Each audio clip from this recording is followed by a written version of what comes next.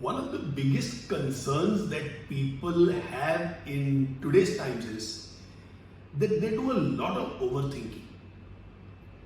Well, overthinking is very natural for various reasons.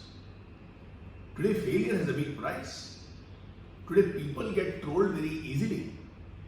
Today, we are very vulnerable to what people are thinking about us. Now, the problem is, if you are an overthinker but don't know that you are an overthinker, then it is troublesome. If you know you are an overthinker, then there are various ways by which you can stop it. But for that, I will come back to you in another video. This video is those friends of ours who would like to know if they are an overthinker. I'm going to share with you 10 points. And if one of these 10 is applicable to you, then you are an overthinker.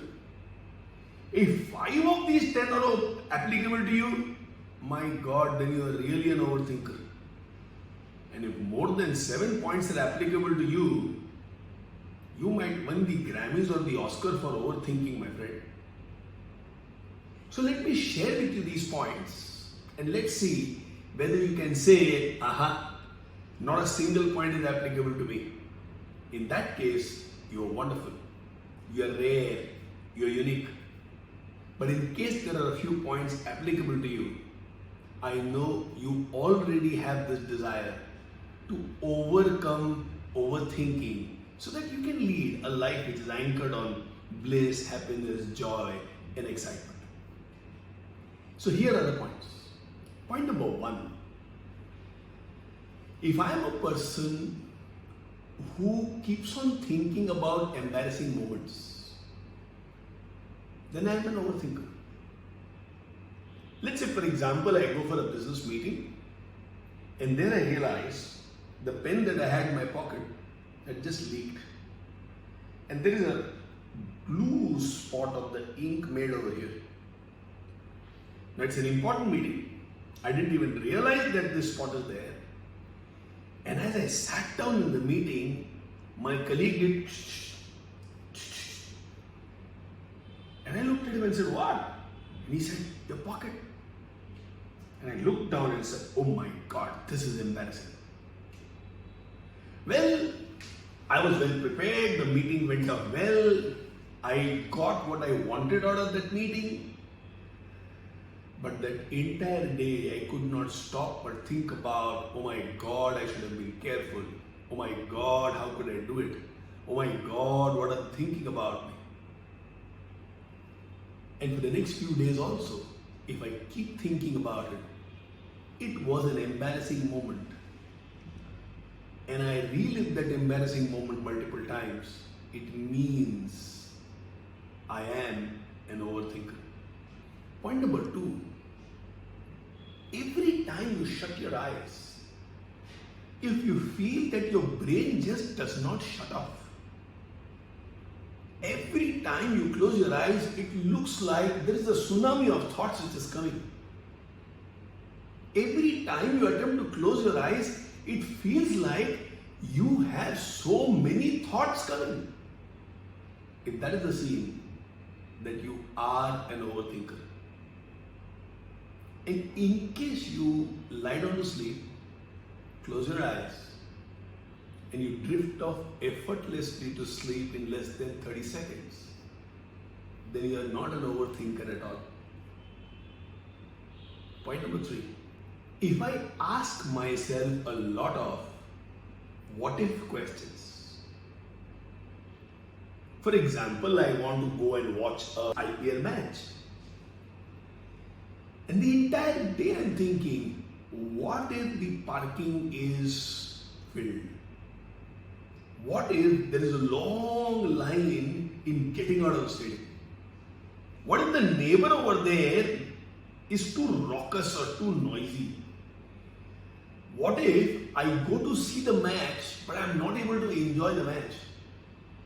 What if I get bored? What if my favorite team loses? What if I am all alone? If for anything which may not be even significant in life, like going and watching an IPL match is not a significant event in my life. But yet if I go on thinking, what if, then I am an overthinker. Point number 4. If I keep thinking about the hidden meaning which people might have when they interact with me or when they say something to me, it means I am an overthinker. Let's say, for example, somebody looked at me and smiled. Now, can I just take it as a compliment and smile back? Or would I now start thinking, why did they smile at me? Are they sarcastic? Did they find something wrong about me? What is it that they want from me? Are they going to come and ask me for some favor? It's just a simple smile. But if I keep finding hidden meaning behind the gestures and behavior of people, I'm certainly an overthinker.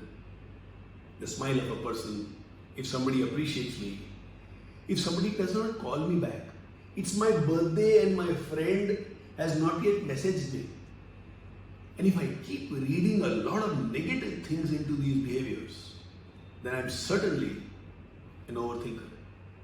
Does it happen with you that after a conversation is over, you rehash that conversation inside your head multiple times? For example, you met a person who inspires you and you were having tea with them. You had 45 minutes together. Before you met that person, you had a million questions to ask. During that meeting, you blabbered some comments, and after the meeting, you keep thinking, I could have said that. I should have said that. That statement, I could have used that word instead of this word. Do you rehash these conversations? Let's say you went on a sales call. You did a pretty decent job. But after you came out, you were rehashing that conversation inside the head. I should have started that way. I should have given that example. And you rehash that conversation in your head multiple times.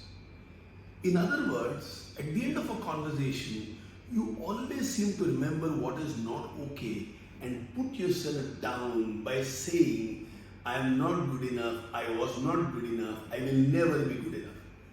I am not good enough, I was not good enough, I will never be good enough. If you do this, then you are definitely an overthinker. Point number 6, a small extension to point number 5, but different. Do you relive your mistakes again and again? In the earlier point, you had not made a mistake, you had done a good job. But you still want to believe you're not good enough. And in the next point, that is point number 6, you actually made a mistake. Do you relive that mistake multiple times? And do you keep telling yourself again and again, you are stupid, you're not smart, others are so good, how could you make that silly mistake? Sometimes the mistake is not so big and it's not even important. But do you still have a tendency to relive those mistakes and feel low about yourself? If yes, then you are certainly an overthinker. Point number 7. When somebody says something or does something that you don't like, do you keep thinking about it? It could be something as simple as, I love to hug people. Let's say I meet a friend of mine after a few years and we had great times together earlier. And as I extended my arms for a wide hug, he just raises the hand and says, no Naren, I am not in the mood here, I don't want to hug. Says, few years back when we were close, this was not expected. We have hugged a million times before. And we used to look forward to that good friend hug. And now he's rejecting me. He doesn't like me anymore. He must have better friends now in his life. I think I've lost this for him. I don't think we'll have this friendship long enough. Did I do something wrong to offend him? After the last conversation that I had, was it a mistake I did somewhere? You know, because I didn't get the hug that I wanted to, I keep reliving that experience to find out what is not okay, something is not okay, something has definitely changed, and all these thoughts are on the negative side. Chances are, my friend just got a message that another dear friend's father has passed away. Chances are it's too hot and he's feeling so sticky, he's not in a mood for a hug. Chances are he's going through a bad financial stage and he does not want to trouble me with that, and he knows in that hug I'll be able to find out something is not okay with him. Chances are something wrong happened today. Maybe his car met with an accident. Maybe his daughter's exam did not go well. But because things did not happen the way I wanted it to happen, will I keep reliving it? If yes, then I'm definitely an overthinker. Point number 8.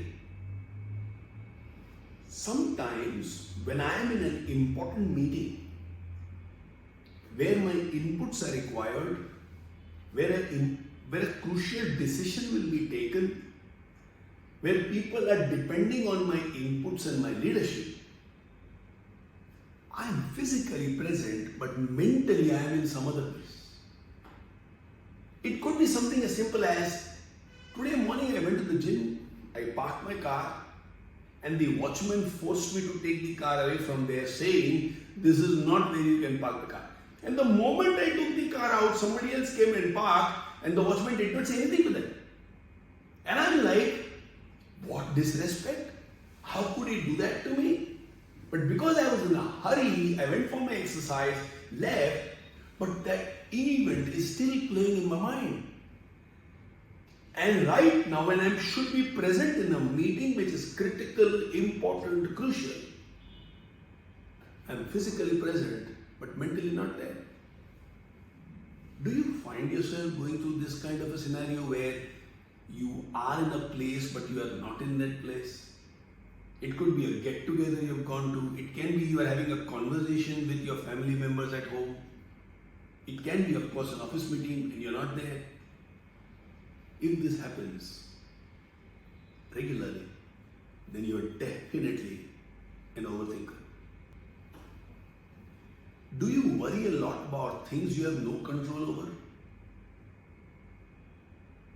For example, I have no control over my balding head. Do I worry about it a lot? I am 52. Do I worry about my growing ears a lot? My younger daughter will go to Bangalore in a few days to do her work in Microsoft. Do I worry a lot about what kind of neighbor she has, what kind of boss she will have, what kind of colleague she will have? Our son may travel to Gurgaon to settle down over there for a few months for a job. Do I worry about what will happen to him without house food? What will happen to us without our presence? My wife is teaching in an Ivy school as a visual art teacher. And yesterday she was sharing about a difficult time that she is going through with one of the colleagues. Do I keep thinking about it? And on all these things I have no control. I have no control over that. If I have this tendency to think a lot about things which are not in my control, I am definitely an overthinker. And the last point, which will be a proof that you are an overthinker, can you not stop being worried? Are you a compulsive worrier? I like it if you are a warrior, but a worrier, every now and then, do you find something to worry about? Do you feel out of place if there is nothing to worry about? Even if something is insignificant, do you think you need to worry? If you are a compulsive worrier, then you are definitely an overthinker. If any one of these 10 points are applicable to you, point number 1, point number 2, point number 3, point number 4, point number 5, point number 6, point number 7, point number 8, point number 9, and point number 10. If any one of these 10 points are applicable to you, then you are definitely an overthinker. My friend, being an overthinker will stop you from taking decisions which are progressive and which will lead to great peace and love in your life. Do whatever it takes, but stop overthinking and enjoy your life. Wish you all the best and love you so much.